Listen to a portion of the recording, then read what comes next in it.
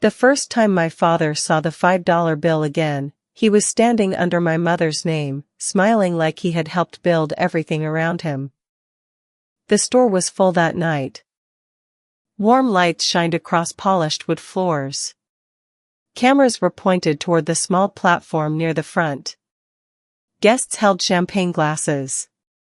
My team stood shoulder to shoulder, proud and tired and smiling the way people smile when they know a dream almost broke someone before it finally opened. And there he was. Richard Whittaker. My father. In a dark suit, with my younger sister Brooke beside him, both of them wearing the kind of soft public smiles people use when they want strangers to believe there was never any cruelty behind closed doors. He looked at me like I was still the quiet girl from the back bedroom. Brooke looked at the racks of clothes like she was already measuring what she could take from them. Neither of them knew what was inside the clear sleeve in my blazer pocket. Neither of them knew I had kept that bill for 14 years. Neither of them knew that before the night ended, everyone in that room would understand exactly what $5 had cost them. But to understand why that small piece of paper could make my father's face lose color, you have to understand the house I came from. From the sidewalk, our home in Naperville, Illinois looked almost perfect. Cut grass. Clean windows. A basketball hoop in the driveway. Family photos in matching frames. The kind of house where neighbors waved, parents talked about college plans, and everyone pretended love was easy if the lawn was neat enough. Inside, everything had a scoreboard. My father had spent years coaching high school football before moving into management at a car dealership, but he never stopped talking like life was a game that only respected winners. At dinner, he spoke in commands. Stand taller. Speak louder. Toughen up. Stop making excuses. Stop acting small. Brooke never had to be told twice. She was loud, bright, pretty, and fearless in the way he admired. Cheer competitions, school events, summer camps, team jackets, trophies on shelves, my father paid for all of it and called it an investment. He drove her to practice, filmed her routines, posted every win, and stood in the front row like her success proved something about him. I was different. I noticed fabric before trophies. Colors before scores. The shape of a sleeve. The way an old coat could become something new. The way a torn dress could be saved if someone had enough patience and the right hands. My mother understood that part of me. Her name was Evelyn, and she could make broken things useful again without ever making them feel broken. She kept a small sewing basket in the laundry room, full of thread, spare buttons, soft measuring tape, and old scissors with faded handles. When I was little, I would sit beside her while she fixed hems for women from church, altered skirts for neighbors, and repaired my father's shirts even when he barely thanked her. She would guide my fingers over the stitches and say, "Maya, some things only need one person to believe they can be beautiful again." I carried those words like a secret. My father carried a different opinion. To him, sewing was not skill. It was distraction. Fashion was not work. It was a hobby. A weakness. Something girls did before they grew up and learned what the real world cared about. One night, when I was 13, I brought him a denim jacket I had painted and stitched by hand. I had worked on it for 3 weeks. Tiny white flowers along the collar. A patch on the back made from fabric scraps my mother had saved. I stood in front of the television, waiting. He did not pause the game. He glanced once and said, "That won't build a future." Brooke was sitting on the couch, stretching her legs after practice. She looked at the jacket, then at me, and smiled without showing her teeth. "Maybe you can make costumes for people who actually perform," she said. My father chuckled. Not loudly. Not cruel enough for anyone outside the room to call it cruelty. But I heard it. My mother heard it too. Later, she came into my room and found me folding the jacket into the bottom drawer. She did not tell me my father had not meant it. She did not ask me to forgive him before I was ready. She just sat beside me and placed the jacket back in my hands. "Don't hide what keeps you alive," she said. Then she got sick. At first, everyone used quiet voices and gentle words. Tests. Treatments. Rest. More appointments. But children can feel fear even when adults try to cover it with softer names. The house changed before anyone admitted it was changing. My father became sharper. Brooke stayed busy because everyone told her she needed normal life. I sat with my mother every chance I got. I watched her hands become thinner. I watched the woman who had made every broken thing feel reparable slowly become someone we could not save. After she passed, the house did not fall apart loudly. It froze. My father gave Brooke all the warmth he still had left, as if protecting her meant leaving me outside of it. She was the one he checked on. The one he worried about. The one he praised for being strong. I became the quiet daughter in the hallway. The one who looked too much like the woman he had lost. The one who kept sewing with Evelyn's old thread. Every time my machine buzzed in my bedroom, it felt like a small conversation with my mother. I used her measuring tape until the numbers started to fade. I kept her scissors wrapped in cloth. I saved scraps of fabric like they were pieces of a language only we had spoken. My father hated the sound. He would pass my room and stop at the doorway. "You're still doing this?" Not asking. Accusing. I would lower my foot from the pedal and say, "I'm working on something. You need to work on reality." Then he would leave before I could answer. By high school, Brooke's world filled the house. Her cheer photos covered the fridge. Her trophies sat in the living room. Her travel bags blocked the stairs every weekend. My father paid for private coaching, uniforms, competitions, hotels, tutors when her grades slipped, and anything else that kept the story of Brooke Whittaker shining from the outside. My world stayed folded under my bed. Sketchbooks. Fabric samples. Design notes. Alteration money hidden in envelopes. I worked after school at a clothing store in the mall, folding sweaters and cleaning fitting rooms while studying every seam in the clothes customers left behind. On weekends, I hemmed dresses for classmates. I fixed thrift store jackets. I turned old jeans into fitted pieces. I took photos of friends wearing things I had made and built a portfolio in secret because I knew better than to leave proof on the family computer. In our house, Brooke's struggle needed protection. My progress needed to stay quiet. When Brooke missed deadlines, my father blamed teachers. When she failed tests, he hired tutors. When she snapped at people, he said pressure was getting to her. But if I came home late from work with fabric under my arm, he looked at me like I had wasted the day. Once, a neighbor at a cookout asked what I was planning after graduation. Before I could speak, my father answered for me. "Maya likes making little clothes," he said, waving his hand like I was still playing with dolls. "Brooke is the one with real drive." The neighbor smiled awkwardly. Brooke laughed into her drink. I stood there with a paper plate in my hand, the potato salad turning warm, and felt something inside me pull itself back from the table.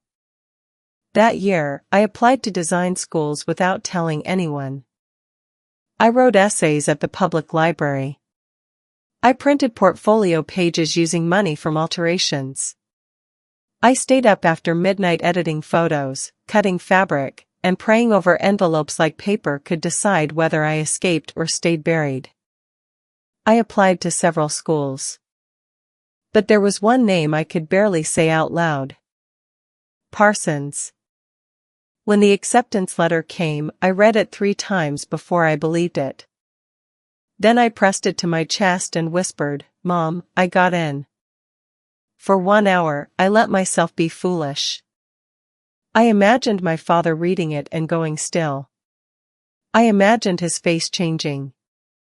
I imagined him finally seeing that this was not a phase, not a childish hobby, not a waste of time. A real school had chosen me. Maybe that would be enough. That evening, I waited until dinner was over. Brooke had left her cheer bag by the stairs.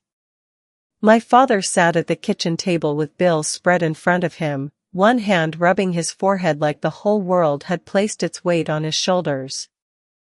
I stood across from him with the letter shaking in my hands. "I got accepted," I said. He looked up slowly. "To what?" I placed the letter on the table. He read it. His eyes moved across the page, but his face did not open. No surprise. No pride. No softness. Only calculation. How much? I explained the partial scholarship. I told him I could work. I told him I would apply for more aid. I told him I did not need him to cover all of it. Just enough to help me get there and stay there until I could stand on my own. He leaned back. No. The word hit the room flat. I blinked. No? You heard me. I started talking too fast. I explained the program, the career paths, the alumni, the opportunities in New York. I told him this was one of the best design schools in the country. I told him I had earned it.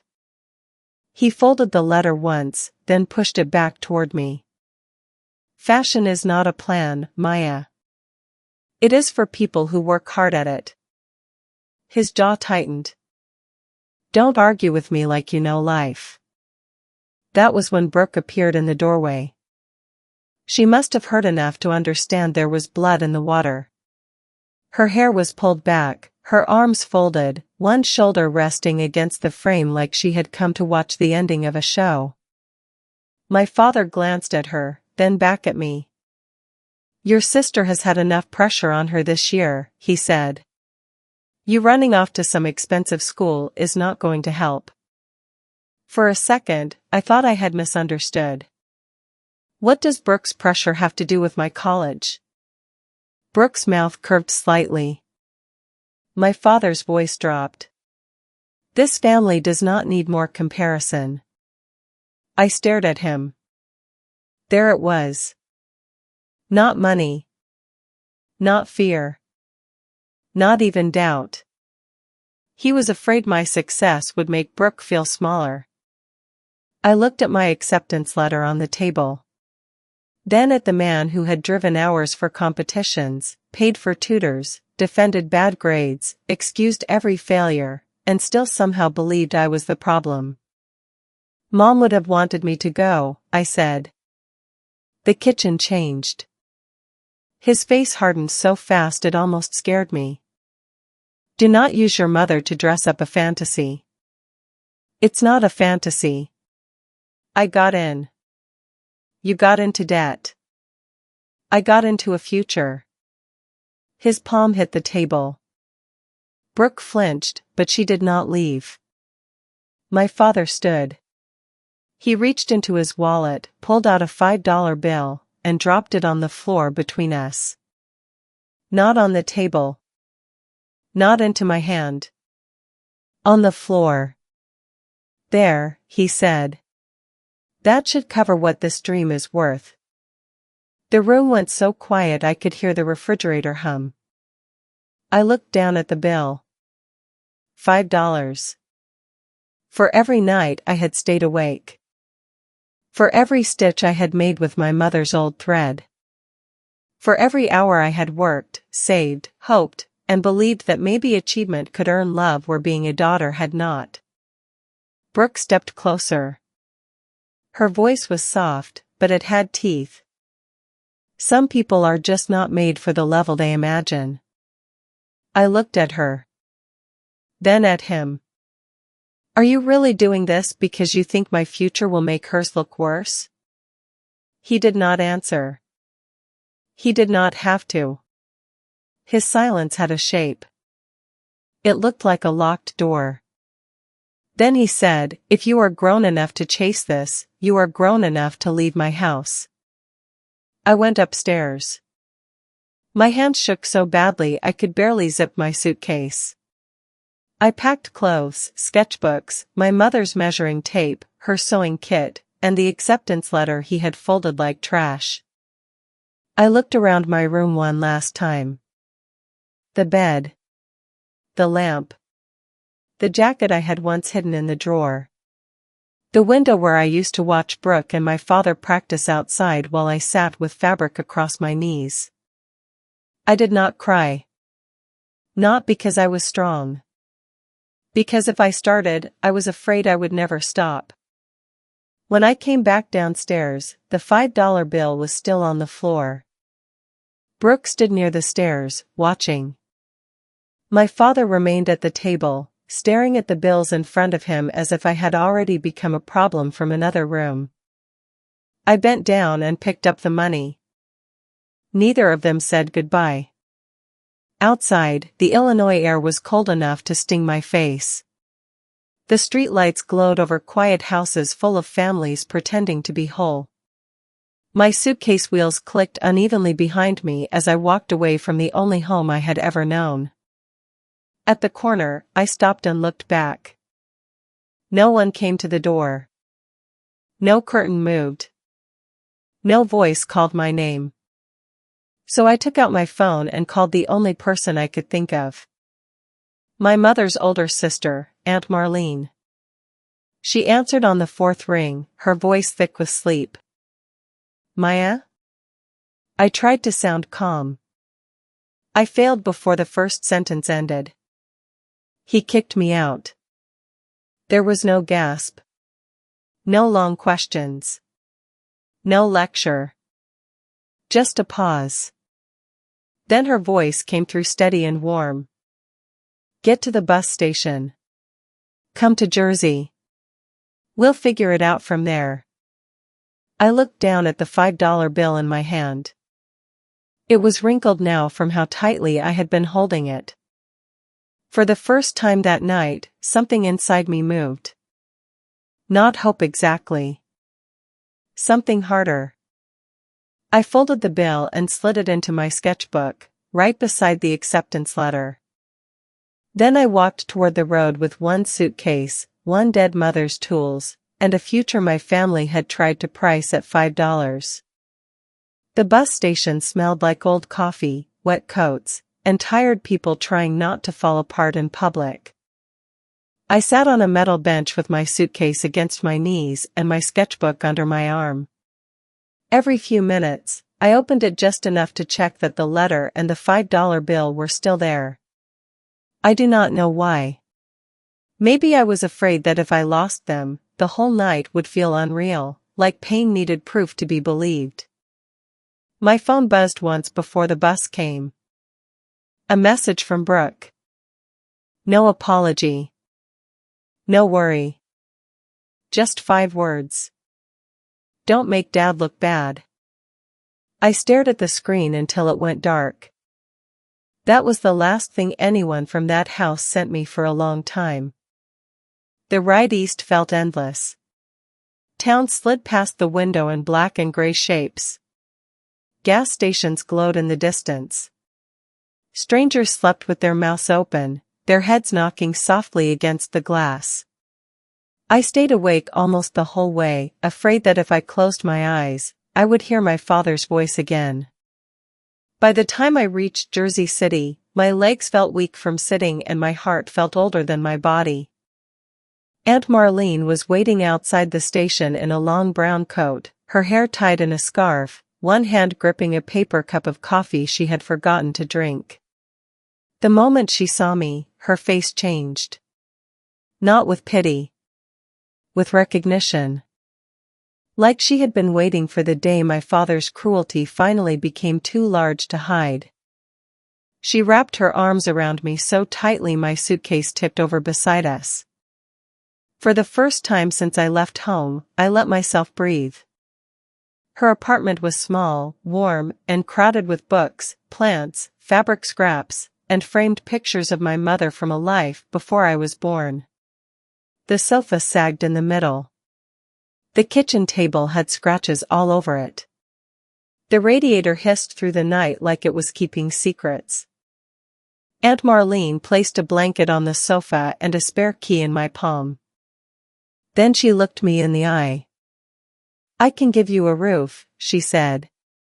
"I can give you food when I have it. But I can't make this easy." "I'm not asking for easy," I said. She nodded once. "Good. Easy makes people soft. You need steady." That became the first rule of my new life. Be steady. New York did not care that I had been hurt. That was the first lesson the city taught me. The train still ran crowded. Rent was still high. Professors still expected perfect work. Customers still snapped their fingers. Bills still arrived whether I was grieving or not. I crossed from Jersey into Manhattan before sunrise, my portfolio case bumping against my leg, my eyes burning from too little sleep. I went to class, then to retail shifts, then to a cafe job on weekends, then back to Aunt Marlene's apartment, where I spread fabric across the living room floor after she went to bed. Some nights, I altered clothes for classmates until my fingers cramped. Some mornings, I woke up with thread stuck to my sleeve. I learned how to stretch a meal. I learned which grocery stores marked down bread before closing. I learned how to smile at wealthy students who complained about fabric prices while wearing coats that cost more than my monthly expenses. At school, I did not look like the other girls. They arrived with expensive tool kits, polished boots, and parents who sent money when things got tight. I arrived with second-hand supplies, a tired face, and the fear of wasting even one chance. A professor once held up one of my early pieces and said, "This is careful, but it is hiding." The class went quiet. My cheeks burned. After class, I carried the garment home on the train and laid it across Aunt Marlene's kitchen table. "What does that mean?" I asked. She glanced at it while stirring soup. "It means you made something safe because you're scared someone will laugh." I hated that she was right. That night, I cut the piece apart. Not gently. I tore open seams, removed panels, changed the shape, added hidden ties, adjusted the waist, and rebuilt it into something softer but stronger. Something a woman could wear to work, then loosen for dinner, then fold into a bag without losing its shape. When I showed it the next week, the same professor studied it for a long moment. Then she said, "There you are." I held my face still until I got to the hallway. Then I cried in the stairwell, not because I was sad, but because being seen after years of being dismissed felt almost painful. I started to understand that my lack of money was not only a burden. It was training. I could not waste fabric, so I learned to use every inch. I could not buy perfect materials, so I learned how to rescue flawed ones. I could not design for fantasy bodies because the women around me were tired students, working mothers, waitresses, office assistants, aunties on buses, women with real lives and real budgets. Slowly, that became my voice. Clothes that adjusted. Clothes that moved. Clothes that did not punish a woman for changing size, working long hours, or needing pockets deep enough to hold more than decoration. While others chased attention, I chased usefulness. And every time I wanted to quit, I opened my sketchbook. The $5 bill was still there, pressed flat beside the acceptance letter. Some people might have thrown it away. I could not. That bill reminded me that going back would not be peace. It would be surrender. During my final year, our class had to build a full collection. Some students chose luxury. Some chose fantasy. Some chose shock. I chose my mother. I made jackets from reclaimed wool, skirts with adjustable panels, dresses that could change shape with small hidden buttons, and linings printed with faded measuring tape marks. I added small details no one else could fully understand, a pocket curve shaped like my mother's sewing basket, soft cuffs like the sleeves she wore when she cooked, a row of tiny stitches in the same shade of blue thread she used for everything. I named the collection the $5 line. I did not explain the title at first. At the student showcase, I stood beside my rack in shoes that rubbed my heels raw. Buyers, professors, students, and visitors moved through the room with polite faces. I had prepared myself to be ignored because preparing for disappointment was a habit I still had not broken. Then a buyer stopped. She touched one of the blazers. Checked the inside seam. Tried the hidden adjustment. Asked who had produced it. I did, I said. All of it? Yes. She looked at me differently after that. A professor who had once scared me with a red pen came over and said, "You understand emotion, but you also understand the customer. That combination is rare." I smiled politely. Then I found Aunt Marlene in the hallway and almost collapsed into her arms. She held me and laughed softly. "See," she said. "You didn't need them to name you valuable." After graduation, life did not become beautiful overnight. I got a junior designer job that sounded better than it paid. I packed lunches, took side work, lived in shared spaces, and sent Aunt Marlene money even when she told me not to. In offices, I learned how fashion really worked behind the pretty pictures. I saw waste. Bad sizing. Cheap fabric sold with expensive words. Clothes designed for women who seemed to exist only in brand meetings. I watched companies ignore customers who begged for better fit because fixing the pattern cost more. I watched good ideas get watered down because someone with power did not want risk. And with every year, one thought grew louder.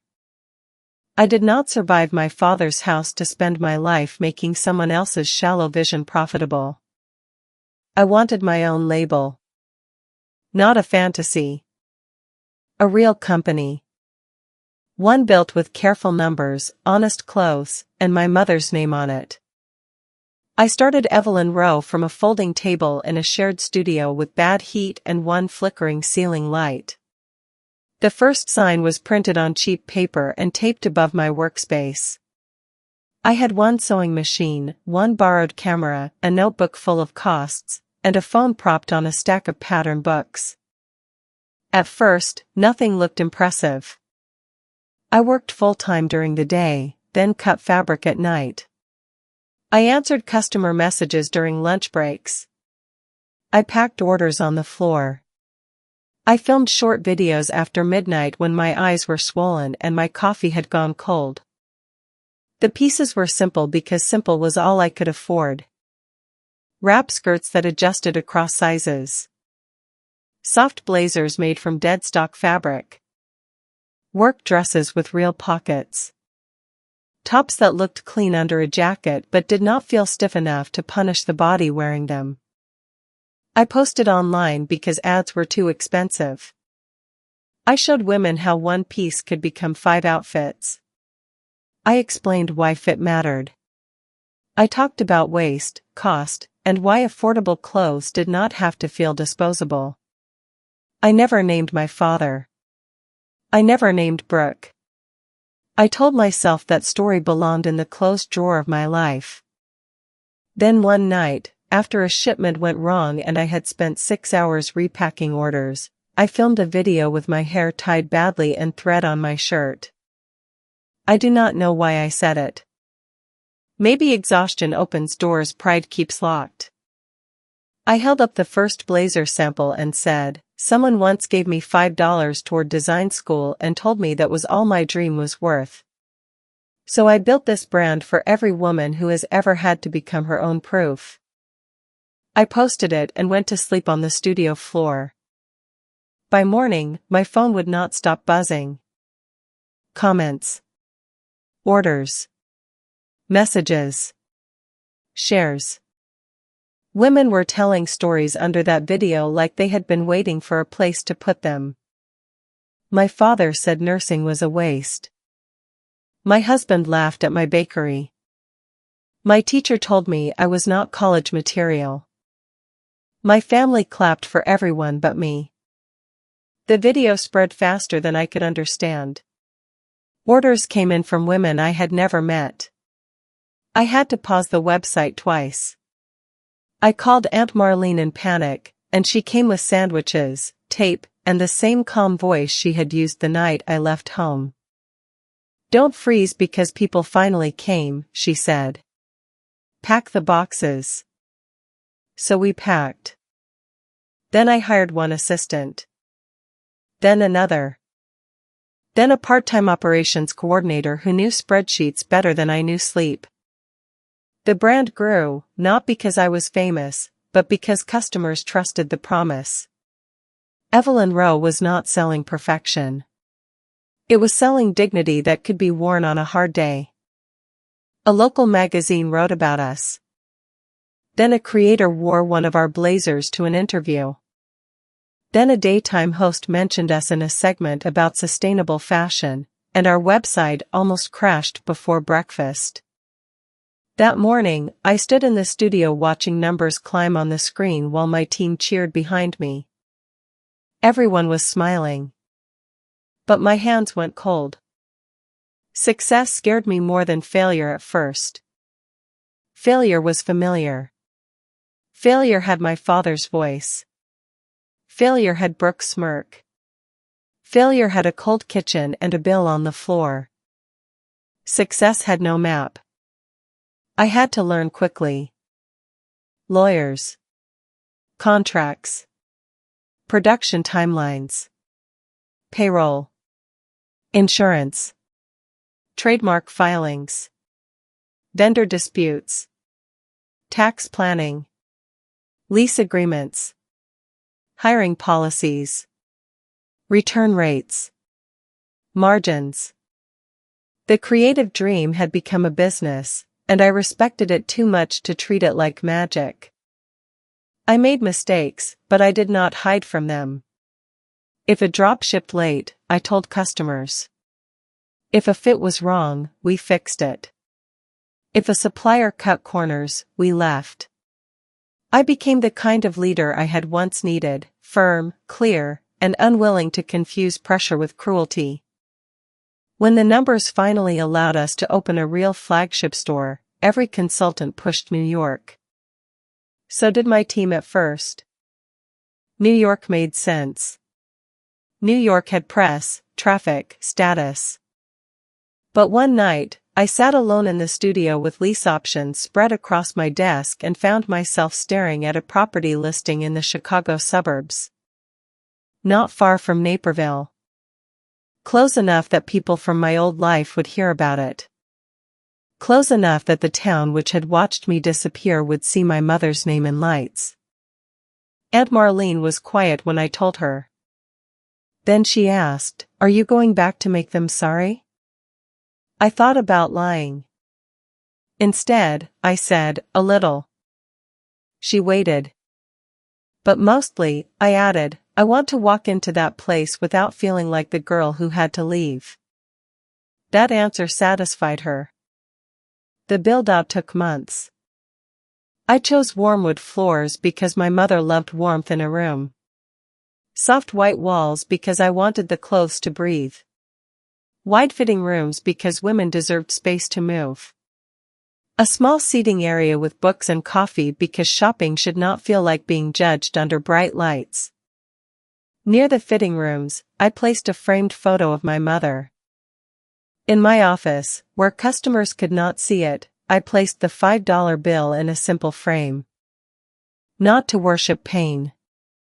To remember the receipt. The night before the opening, I stood alone in the empty store. The racks were full. The floors were clean. The sign outside glowed through the glass. Evelyn Rowe. My mother's name. In the same state where my father had once told me her memory did not belong in my dream.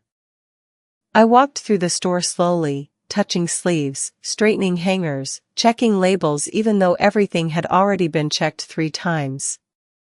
At my office door, I stopped and looked at the framed bill on the wall. For years, I had imagined showing it to them. In some versions, I yelled. In others, I slammed it on a table. In the most childish version, I mailed it back with a note sharp enough to draw blood. But standing there, with the store ready to open and my mother's name above the door, I did not want to scream.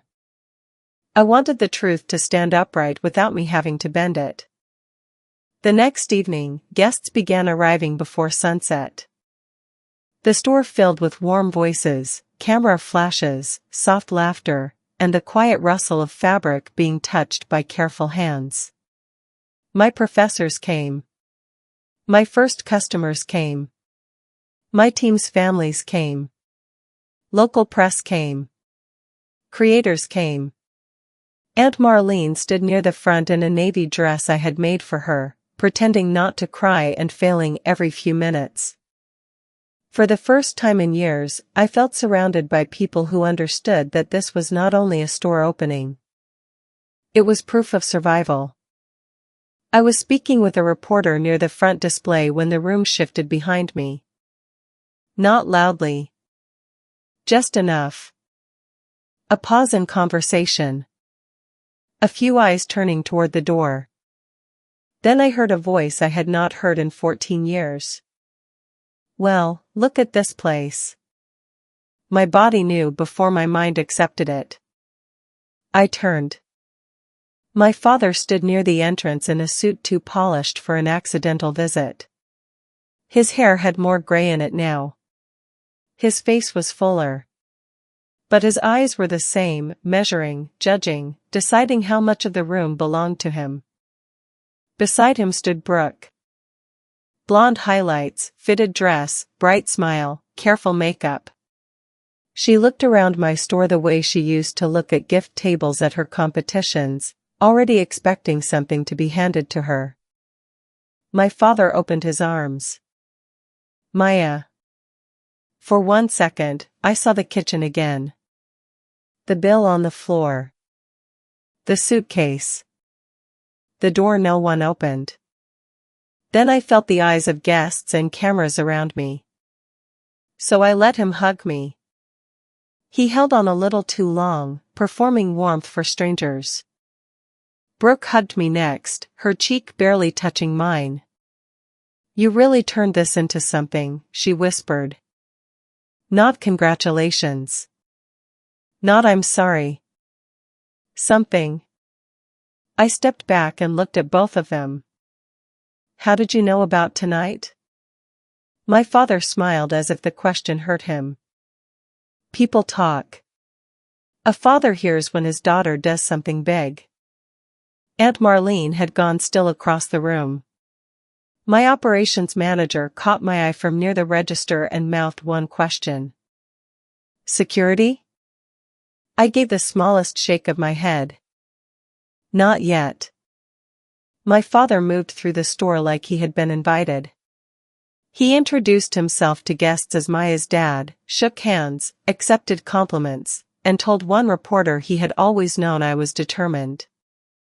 Brooke laughed with 2 creators near a display table and said, Our family is full of strong women. Our family. The words sat in my mouth like something bitter. I watched them perform pride with stunning ease. There was no shame in their faces. No weight from 14 years of silence. No memory of the girl at the bus station with a suitcase and a $5 bill. Only opportunity. And people like my father did not appear after silence unless they saw something to gain. I waited. I let them smile. Let them take in the size of the room. Let them hear customers praise the fabric, the pricing, the story, the name. Then my father finally touched my elbow and guided me toward a quieter corner near the back hallway. Brooke followed without being invited. His smile softened into the old serious look he used before making a decision for someone else. "I'm proud of you," he said. The words sounded strange coming from him. I did not answer. He cleared his throat. "Your mother would be proud too." That almost broke my calm. Not because it was tender. Because he had learned exactly which name to use when he wanted a door opened. Brooke touched the sleeve of a blazer on the rack beside her. "This brand has serious potential," she said. "I mean, with the right face attached to it, it could go even bigger." I looked at her. "The right face?" She smiled. "Someone relatable. Family-based. People love that." My father stepped in before the silence could grow teeth. "Brooke has had a hard few years," he said. "Things didn't line up the way we hoped. The cheer scholarship didn't happen. College was complicated. Jobs have been unstable." Brooke's smile flickered. "She's good with people," he continued. "Always has been. And this company is growing fast." There it was. The hook beneath the hug. I kept my voice calm. "What are you asking for?" My father looked relieved, as if he had mistaken my directness for agreement. "A real role," he said. "Something with leadership. Regional manager, maybe. Brand ambassador. She could help open doors." Brooke lifted her chin. "I know how to connect with people. And honestly, a sister story would be powerful for marketing." For a moment, I heard nothing but the low music of the store, the soft clink of glasses, the murmur of guests who had no idea what was happening 10 feet away from them. 14 years. No calls. No birthdays. No apology. No help. No one asking where I slept, how I ate, whether I made it to school, whether I survived. And now they wanted a title. I asked Brooke if she had ever managed inventory. Her smile stiffened.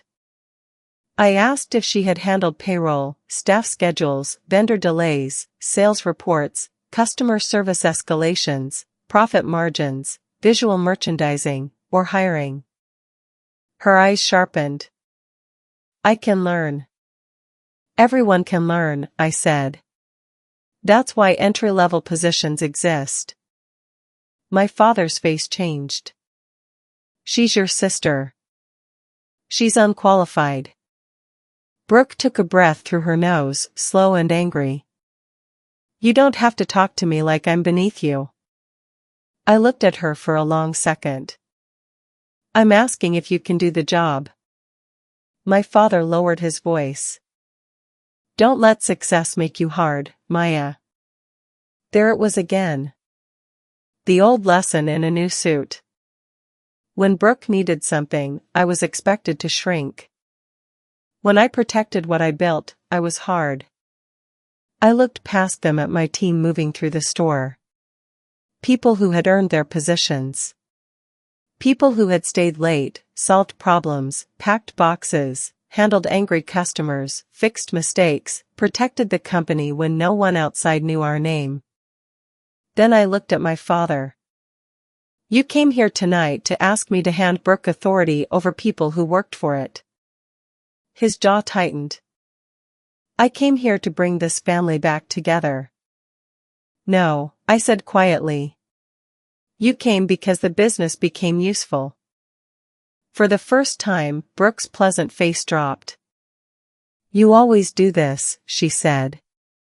You make everything ugly. I almost laughed. Because the ugliness had been there for years. I had only stopped covering it. From the front of the store, my assistant signaled that speeches would begin in 15 minutes. My father followed my gaze, then forced a smile back onto his face. We can talk after, he said. No need to make tonight uncomfortable. I looked at both of them standing beneath racks of clothes sewn from everything they had once mocked. And suddenly, the anger inside me went quiet. Not gone. Focused. I thought about the framed bill in my office. The acceptance letter. The bus station. Aunt Marlene's sofa. My mother's measuring tape. Every customer who had written to say the brand made them feel seen. I smiled. My father relaxed. Brooke's shoulders lowered. They thought the smile meant surrender. It did not. You should stay for the speech, I said. It will explain everything. Brooke's mouth curved like she had won. I knew you'd come around. They walked back into the party, already wearing their public faces again. My father shook hands near the front. Brooke adjusted her hair beside the display wall. And I walked into my office, closed the door, and took the framed $5 bill off the wall. For a moment, I held it in both hands. The paper was still creased from the night I picked it up off the kitchen floor. I slid it carefully into the clear sleeve inside my blazer pocket.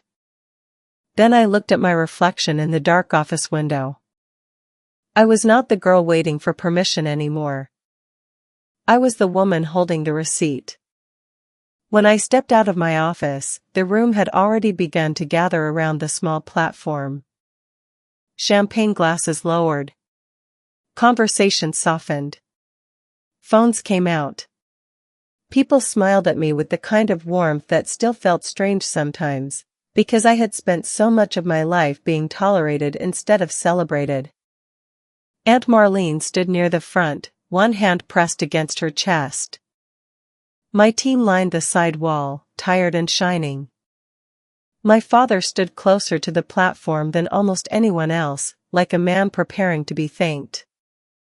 Brooke stood beside him, chin lifted, eyes bright, already dressed in the future she thought I was about to hand her. I climbed onto the platform with the microphone in my hand. For 1 second, I did not look at either of them. I looked at the store. The clean shelves. The soft lights. The fitting rooms where women had already left smiling. The framed photo of my mother near the back wall.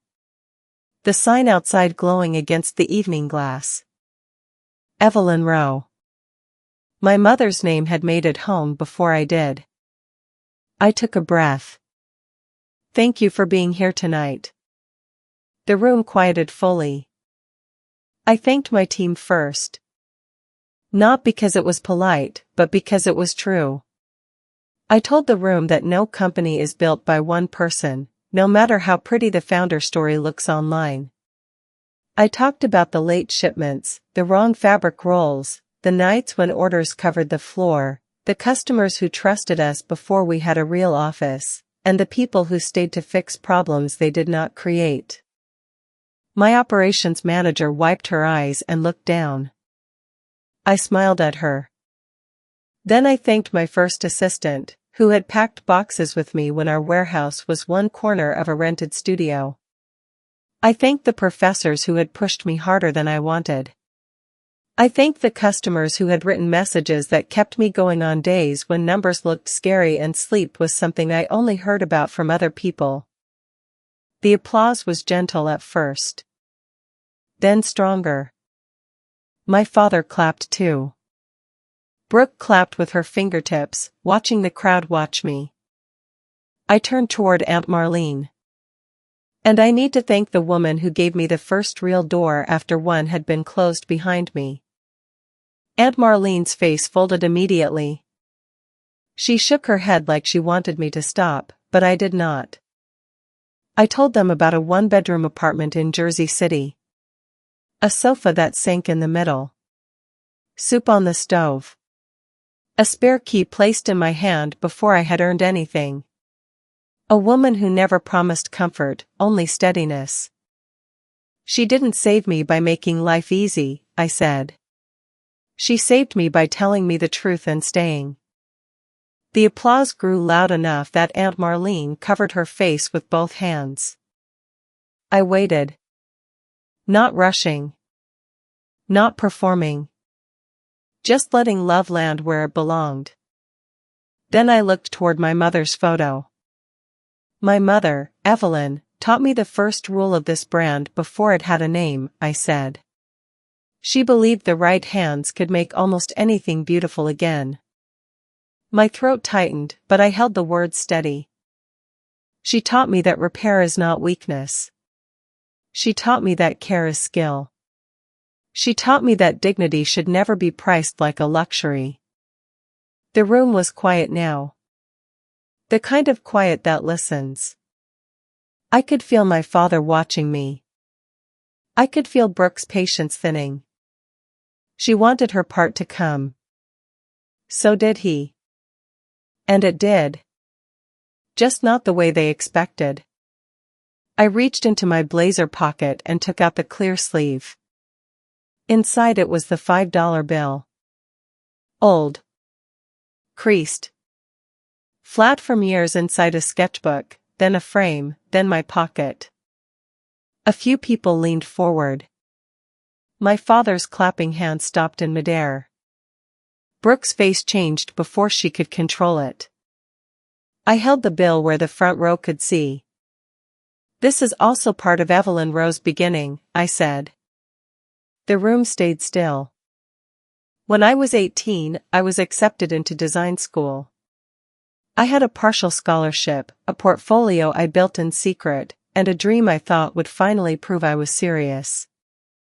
My father's mouth tightened. I did not look away from the room. I brought the letter to the person whose support I wanted most. I thought maybe proof would make him proud. Instead, he told me my dream was not real. He told me my future would make someone else in the family feel behind. Then he took this bill from his wallet and dropped it on the floor. A soft sound moved through the crowd. Not a gasp. Worse.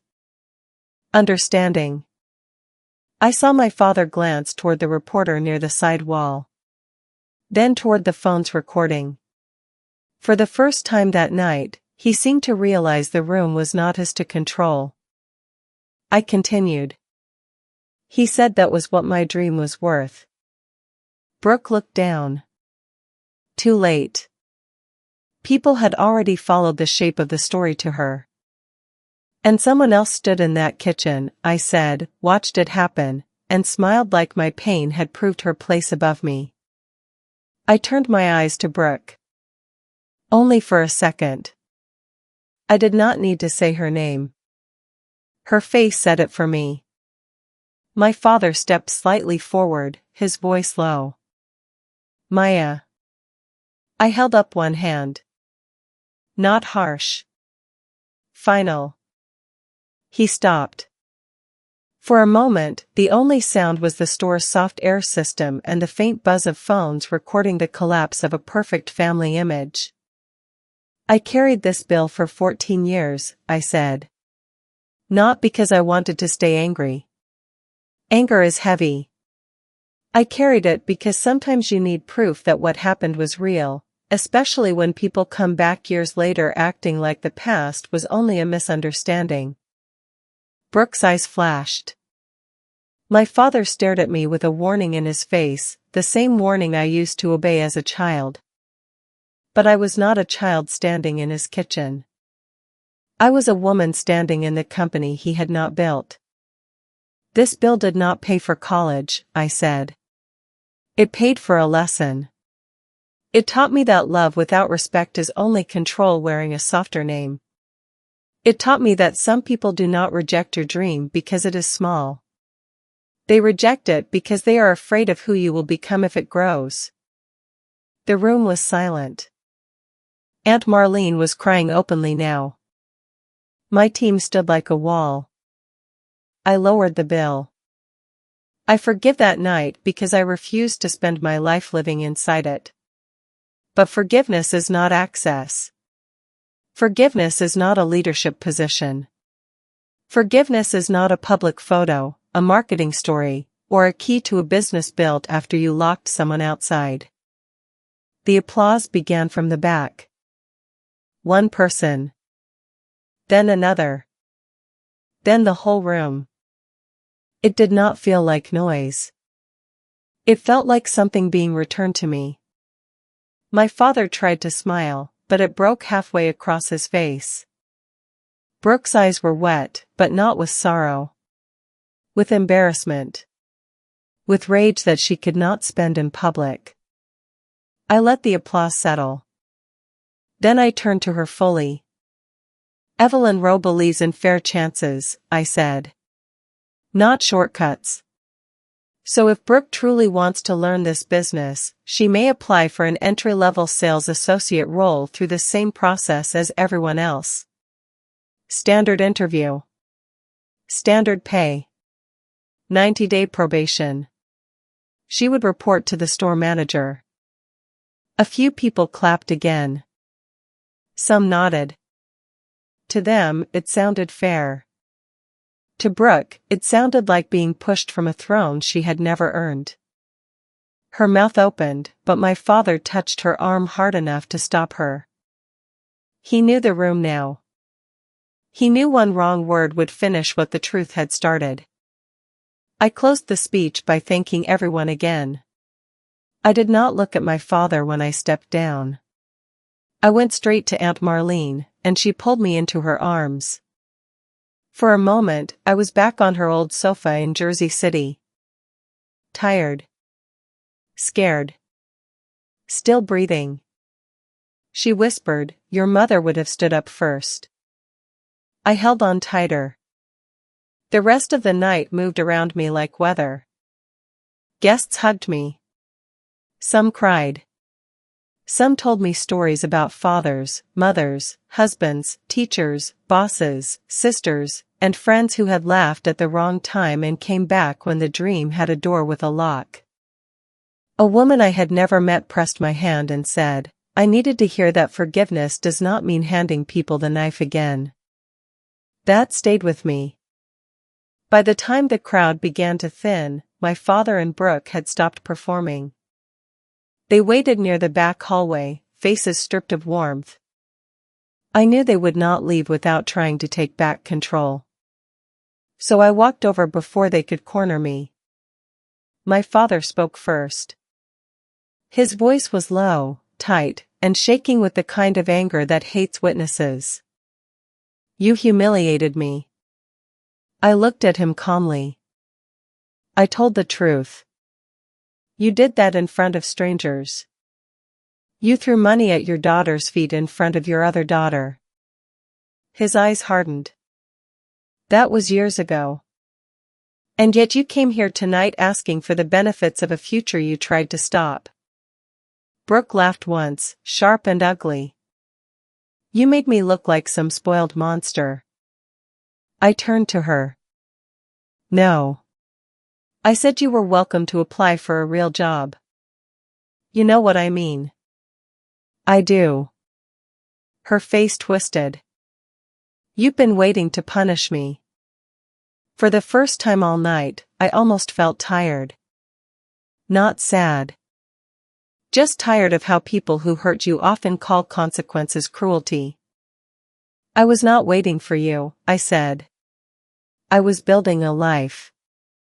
My father stepped closer. Family does not do this. I looked at him for a long moment. That word. Family. He said it like a password. Like it could unlock any door no matter what he had done on the other side. Family does not make a child homeless because her dream threatens someone else's comfort, I said. Family does not disappear for 14 years, then arrive at a store opening asking for a title. His face moved, but no answer came. Brooke wiped under one eye, careful not to ruin her makeup. You always thought you were better than me. No, I said. You were taught that you were better than me. Tonight was only the first time the world asked you to stand without that lie holding you up. She flinched like I had slapped her. My father looked toward the front of the store, where a few guests were still leaving. This is not over, he said. I believed him. That was why I had already prepared for it. My lawyer has copies of tonight's recordings, I said. So does my media team. If either of you turns this into a public lie, we will answer with documents, witnesses, and dates. I am done letting this family survive by making me quiet. Brooke stared at me. My father's face went pale. There it was. The moment they finally understood. I was not the girl with a suitcase anymore. I had advisors. Contracts. Staff. Witnesses. A company. Records. Boundaries. And, most dangerously for them, I had stopped needing their version of the story. They left without saying goodbye. This time, I did not watch the door hoping they would turn back. The next morning, I woke up to hundreds of messages. Most were kind. Some were from women sharing their own $5 moments. Not always money. Sometimes a sentence. A laugh. A slammed door. A parent choosing one child over another. A teacher lowering a dream before it could stand. But by noon, Brooke had posted a long, polished message about how I had twisted family history for attention. How I had always been dramatic. How my father had done his best. How I had used a private misunderstanding to promote my brand. There was a time when that would have sent me into panic. I would have reread every sentence. Questioned myself.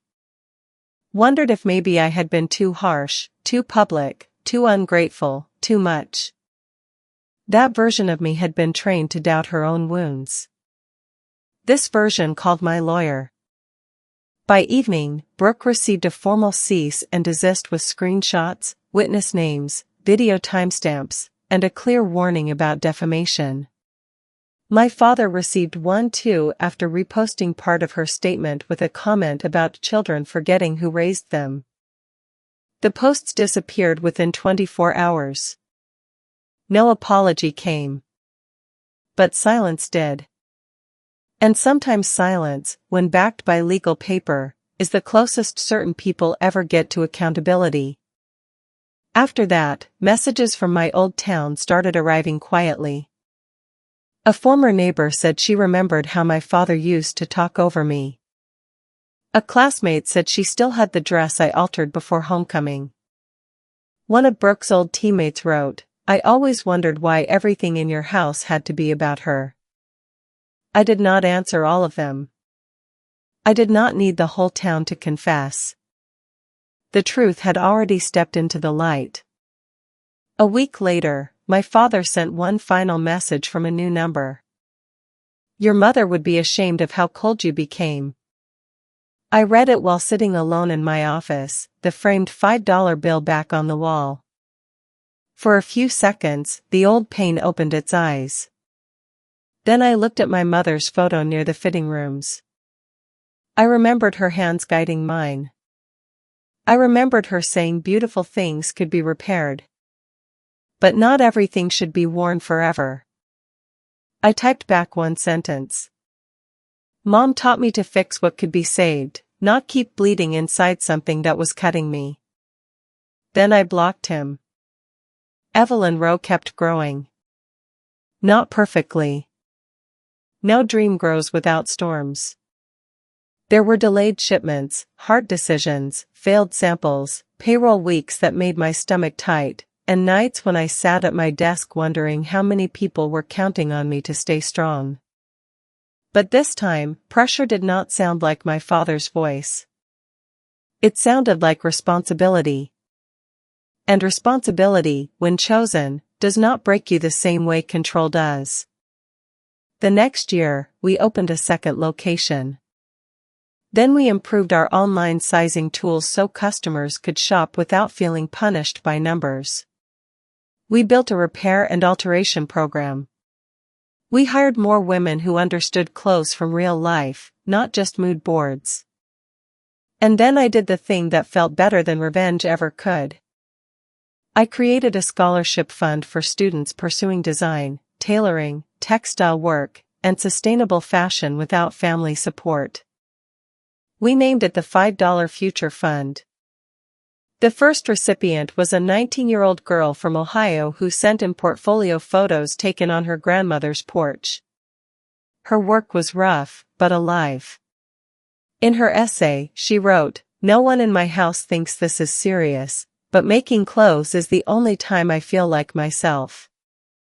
When I read that line, I had to put the paper down. Aunt Marlene was in my office that day, watering a plant she insisted I would kill without her help. She saw my face and said, "Pick her." So we did. The day we called the student to tell her, she went quiet for so long I thought the line had dropped. Then she whispered, "You believe me?" I looked at the framed $5 bill.